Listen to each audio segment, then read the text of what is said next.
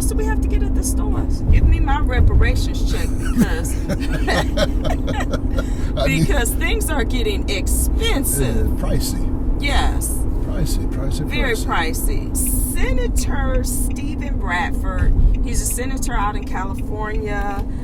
This past weekend, the reparations bill, to my knowledge, I'm looking at it, says it was approved and sent to Governor Newsom's desk. Okay, right. So there's three parts to this reparations bill. SB 1403 creates a new state agency, and this is to oversee the reparations bill. Okay. And then there's SB 1331. This creates a state fund, and this is to support future reparations.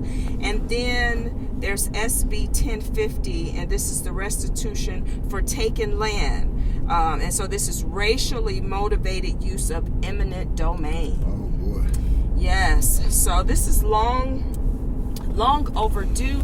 But the thing that is disappointing is the self-sabotage in our community. Yeah. You know, so I really want to talk about this Black Caucus that is out in California.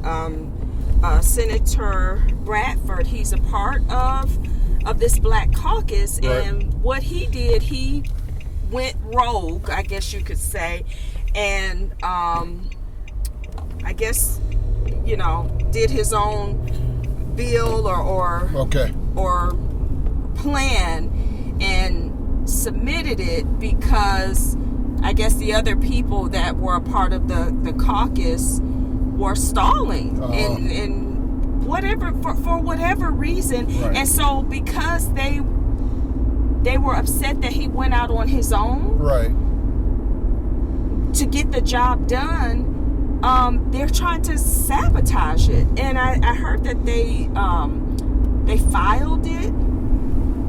So therefore, it creates this legal stalling of the bill. Right. So basically, it won't be heard for another 2 years or a year or whatever, Possibly. or during this legislative session.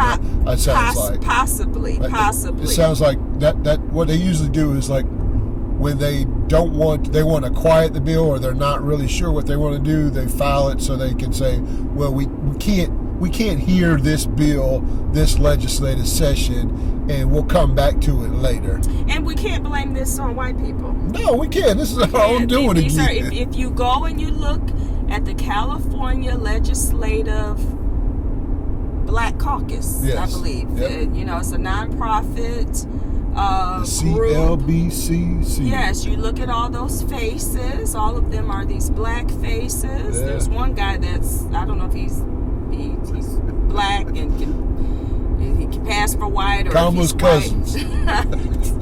Yes. Kamala's cousin. But you know what? It just reminded me of like when people talk about Nigeria, and when you think about how the black people are in majority right. in Nigeria, and they have all of these resources and all of this wealth, but a lot of them leave. They flee. Sure. Nigeria, and they come over here, and when you ask them about that, you know, the first thing that comes out of their mouth is corruption. It's a lot of corruption over there. They can't get anything done. Right. And I think it's so sad because I think that we experience that over here on a smaller scale. You know, we definitely can relate to that in our own business. Sure. You know, we could talk about that a little bit later. Yeah. But here it is. This shows, okay, you have this group of black people that's sabotaging something that's going to be good for black people. Yeah, I think that you and I have talked about this so many times before, and it's just, you know, it's like once we have something good going on within our community, it's usually not white folks that bring it down. It's usually black folks that will sabotage it for you, either out of spite, jealousy, yes. greed, envy. I mean, all of the above, or just because sometimes that they don't like you for whatever reason. Well, they said that they didn't want Senator Bradford to get the credit. Yeah, like, come on. Who gives a care? Like, good gosh. Come Like, on, what are y'all? What's wrong with you all? This is... What's wrong? Yeah, Obviously, you all were dragging your feet and not getting the job done, and he stepped out. The only way I would say this is acceptable,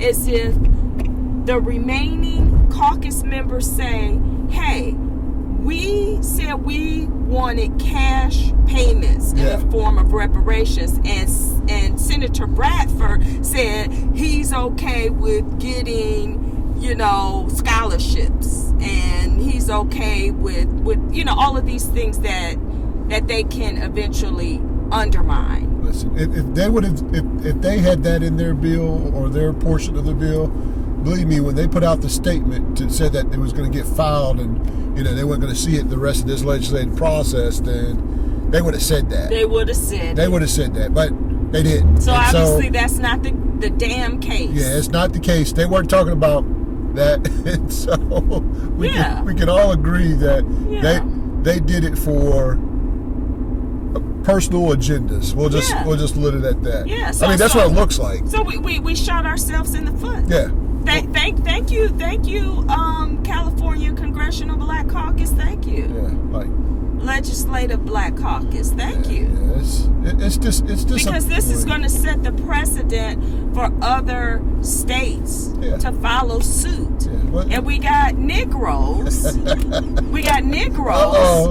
Yeah. I'm about sick of our people.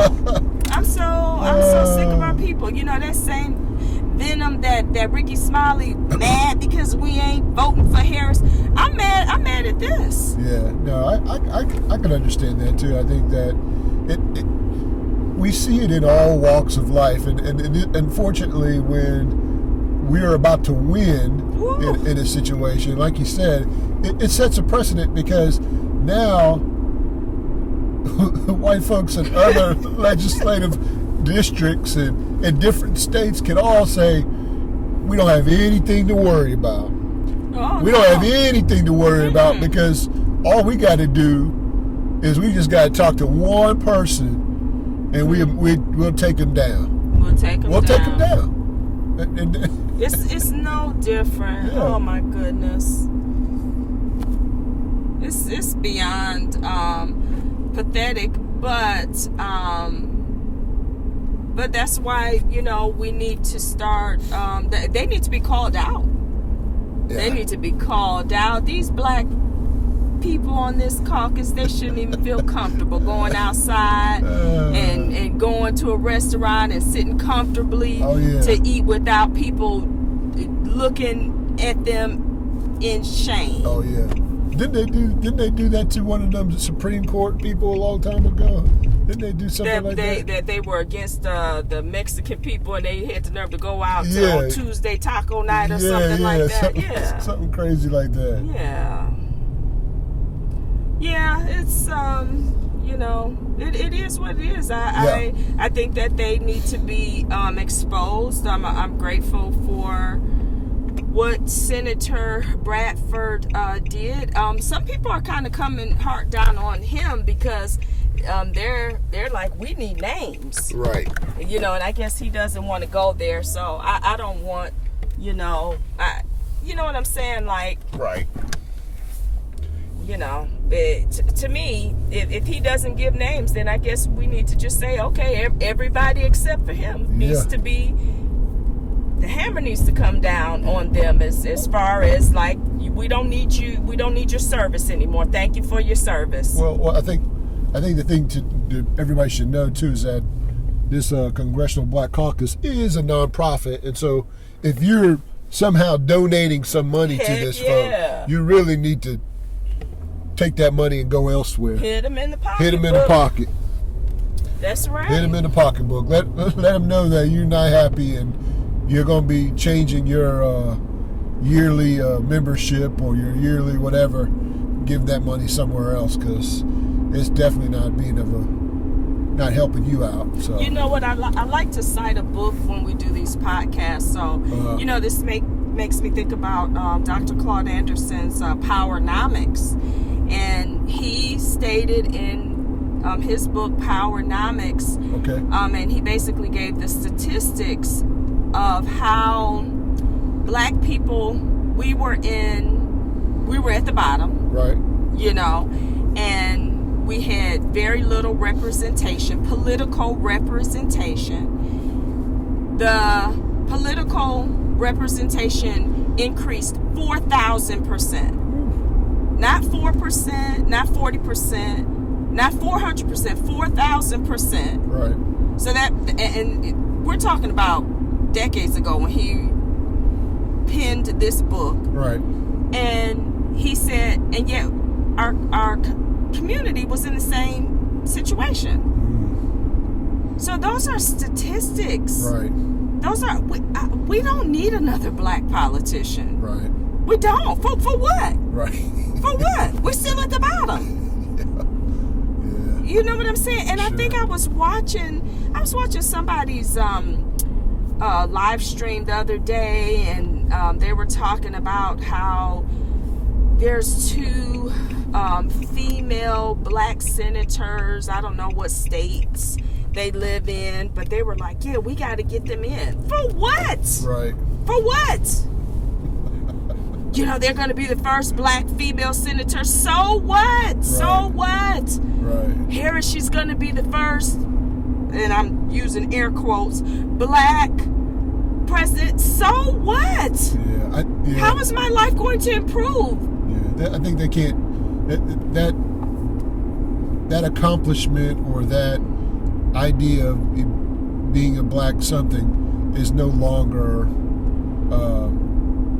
It's no longer, anything that is of value to black folks that really want something out of their politician or their president or their senator or because you can't do it anymore, because we've already voted for the first black this and first black that. Did. We have. We did. And so to be really honest with you is, if you don't have an agenda for our community, a specific agenda for our community, and you don't come out and say that, then you're no different than any white politician, because you're not going to provide anything for us. You're useless. You're really not helping us. You're useless, and the statistics show that. Another thing that Dr. Claude Anderson said in Powernomics. Right. So not only do there's this distinct difference between black politicians and all the other right.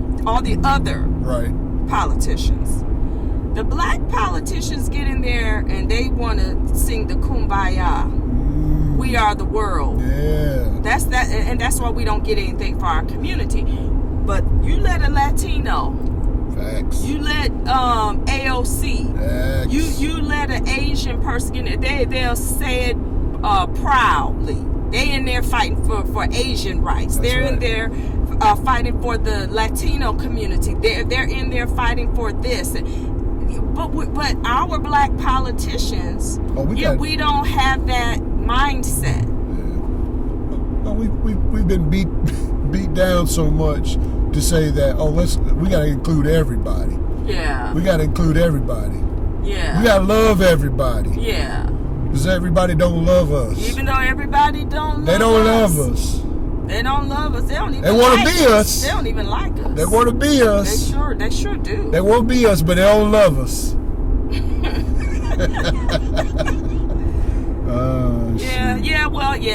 I don't need another black politician, so that's why Harris is not getting my vote. I don't care about that anymore. Yeah, I don't care. I don't either.